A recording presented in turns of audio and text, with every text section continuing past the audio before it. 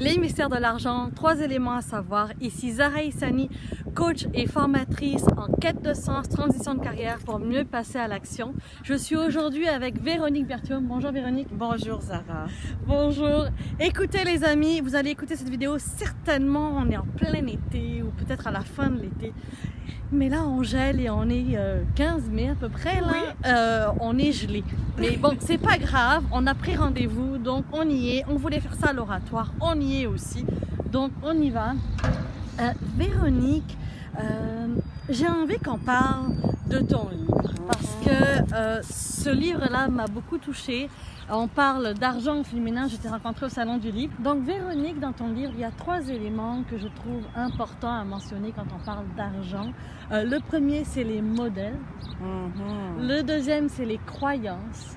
Et enfin, je voudrais parler avec toi comment on améliore son budget finalement. Parce qu'on veut quand même, oui, on veut comprendre ce qui se passe, mais on veut aussi poser et mettre des actions concrètes. Exact. Donc, parlons des modèles en premier. Ben, les modèles, les premiers modèles qu'on a dans notre vie, évidemment, ce sont nos parents. Les parents qui ont une influence énorme sur notre vie, et ça, on le sait parce qu'on dit souvent que les enfants vont prendre image sur nous, sur les parents, mais on a eu donc des parents. Fait que ça, évidemment, il faut comprendre que les parents, ils vont véhiculer leurs craintes, leurs peurs, leurs croyances, et ils vont transmettre ça souvent aux enfants. Exemple, moi, quand je fais du coaching personnalisé, beaucoup, évidemment, je commence tout le temps avec ça en disant, bien, parle-moi de ta famille. Écris sur ta famille comment que c'était l'environnement. Quelle était la relation? Quelle était la relation et comment que vos parents vous parlaient de l'argent. Et souvent, les gens vont dire, ben, ma mère était comme ça, mon père était de telle façon. Ma mère, elle avait très peur, mon père, lui, il n'y en avait pas de problème. Plus souvent, je vais demander à la personne, mais toi, de quel côté tu vas te situer? Ah, je pense que j'ai un peu des deux ou ça va dépendre. Puis, ce qui est fascinant là-dedans, c'est que les modèles, les parents, quand ils ont des peurs ou des craintes ou des croyances assez fortes, souvent, l'enfant va réagir de 2 façons. C'est ou bien il va prendre il va prendre d'un bord, ou bien il va croire à ces croyances-là, il va y adhérer, ou bien il va réagir contre.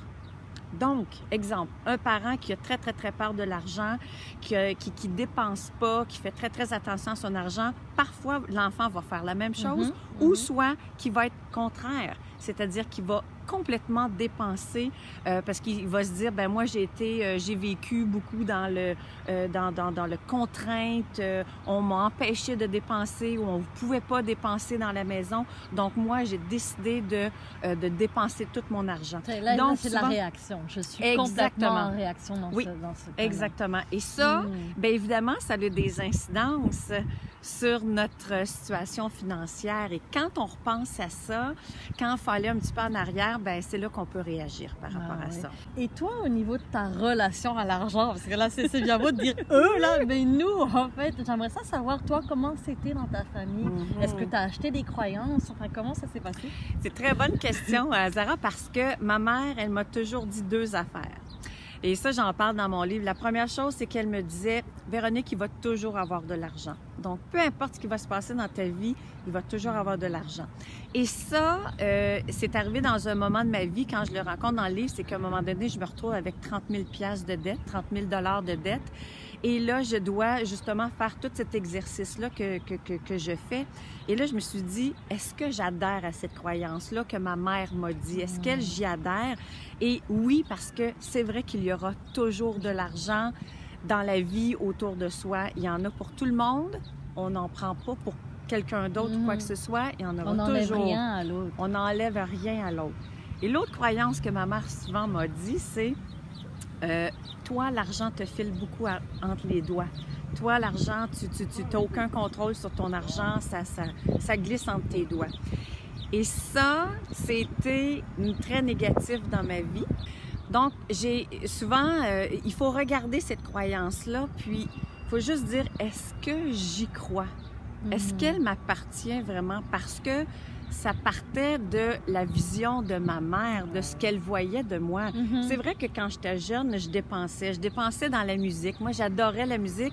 J'étais toujours en train de m'acheter des albums des 33 tours dans le temps. Ça fait longtemps. Mais par après, à l'âge adulte, je me suis dit, ben non, ça ne m'appartient plus, cette croyance-là. Et c'est ce qui est une des clés de réussite, c'est de défaire ces croyances-là. C'est la meilleure façon.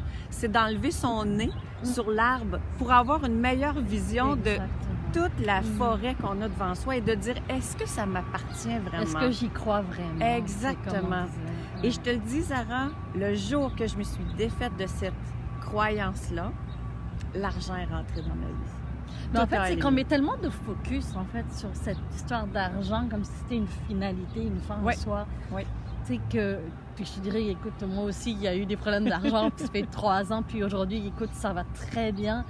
Mais il y a eu aussi des croyances aussi, l'argent, ça pousse pas dans les arbres. Ah oui, mais j'en entends de toutes les couleurs. Il faut travailler dur pour y arriver. Il faut travailler dur pour y arriver. Et souvent, exemple, ça peut être les riches, ce sont tous des voleurs, ce sont tous des gens malhonnêtes. Donc, ce que ça fait, ces croyances-là, c'est que ça vient t'empêcher d'attirer de l'argent et d'avoir de l'argent parce que inconsciemment, tu l'as dans la tête. Tu dis, si toi, tu adhères au fait que les riches sont des gens malhonnêtes, donc toi, tu vas dire, je peux pas être riche parce que je vais être malhonnête. Exactement. Et donc, automatiquement, quand tu vas recevoir des beaux contrats, quand tu vas recevoir de l'argent, tu vas dire, ben non, inconsciemment, ton corps va réagir et tu vas dire, non, je ne peux pas parce que l'argent, c'est pour des gens malhonnêtes, etc. Et ce qui n'est pas du tout vrai.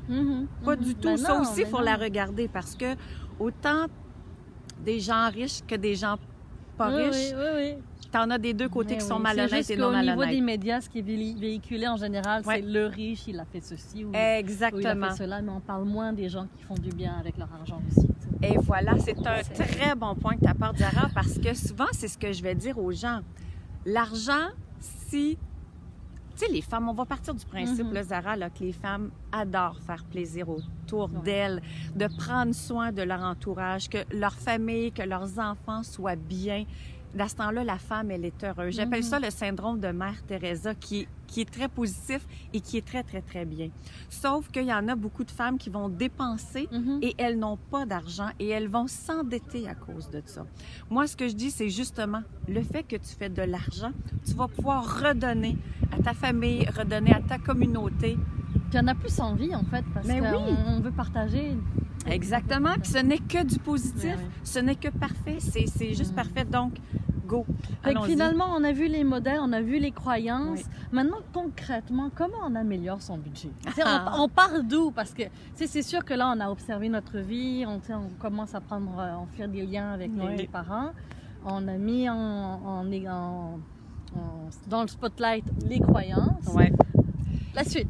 Bon, la suite, c'est toujours un très gros point. Les gens me disent, Véro, j'ai de la misère. Véronique, j'ai de la misère à mettre en place un plan, un budget, etc. Moi, je pars toujours du principe de dire, si un jour vous voulez vous construire une maison, ça prend un plan. Tu peux pas arriver auprès du contracteur et dire, ben construis-moi une maison puis si tu n'as pas de plan. C'est la même chose avec ta réussite financière, ta sécurité financière, c'est que ça te prend un plan. Et partir du plan, ce que ça prend à la base, c'est d'avoir tes priorités. Quelles sont tes priorités dans la vie? Est-ce que c'est de faire des voyages avec tes enfants? Est-ce que c'est d'aller t'acheter une maison? Est-ce que c'est rembourser tes dettes? Est-ce que c'est de rembourser exactement tes dettes? En vacances. Mais oui, c'est bien de rembourser nos dettes. Donc, à partir de là, c'est de vraiment prendre ton budget et d'en faire un plan, de le diriger que vers ces priorités-là qui sont super importantes. Souvent, je vais dire aux gens, donne-moi 3 priorités. Une là-dedans qui va être rembourser tes dettes et les 2 autres qui sont positives, parce que rembourser nos dettes, c'est pas toujours le fun, mais il faut le faire. Mais vas-y avec aussi des choses qui sont positives, qui vont t'apporter du bonheur. Et ça, c'est ça qui est intéressant et c'est ça qui est positif, qui va faire que tu vas maintenir ton budget, que tu vas maintenir ton plan.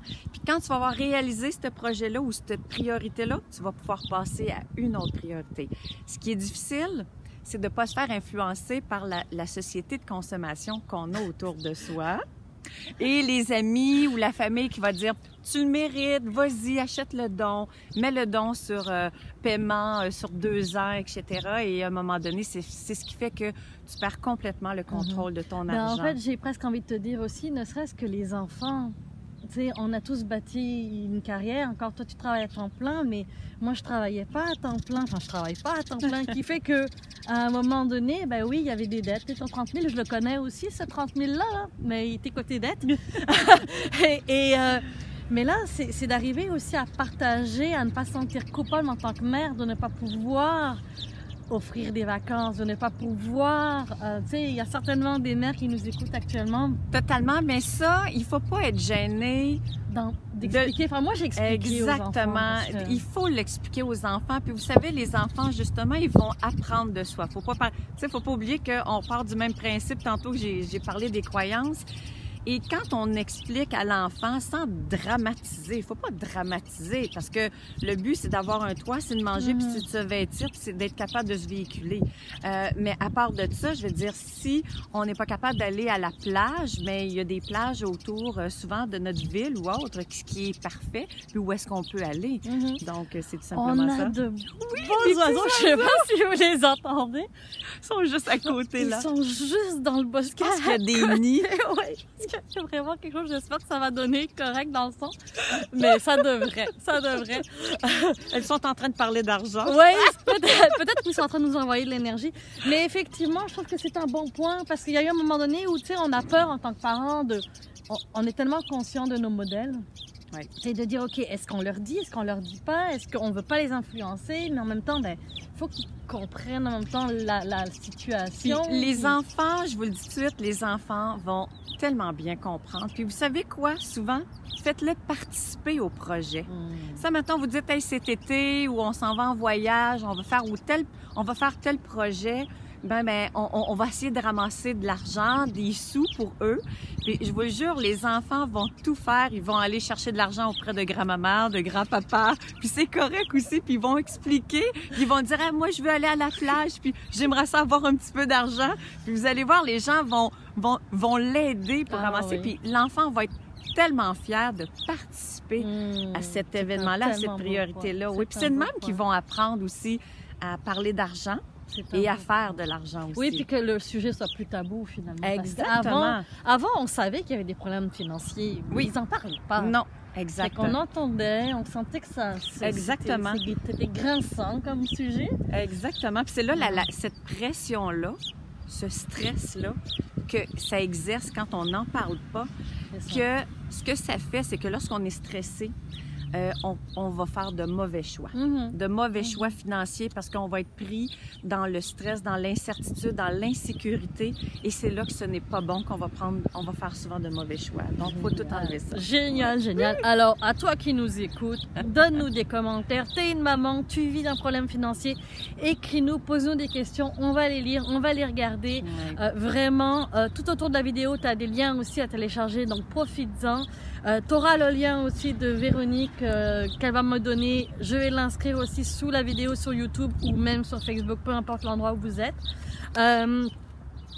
Et il y a un super livre ici, donc je t'invite à te le procurer. Et en attendant, merci infiniment d'être venu quand même à moi, d'être aussi loin, un vendredi matin. Alors, merci et puis à bientôt. Merci à vous. La semaine prochaine, je t'invite à écouter les vidéos qui sont sur YouTube. Je prends quelques semaines pour planifier la prochaine saison. En attendant, tu as du contenu gratuit sur mon site web. Tu en as sur Facebook, tu en as sur LinkedIn, tu en as sur YouTube, tu en as sur Twitter. Alors, va chercher ces perles-là. Je les ai créées pour toi. Tout autour de cette vidéo, tu as aussi des liens qui t'amènent vers des e-books gratuits qui peuvent t'aider à faire ton prochain pas. Alors, je te laisse là-dessus et on se dit à la prochaine.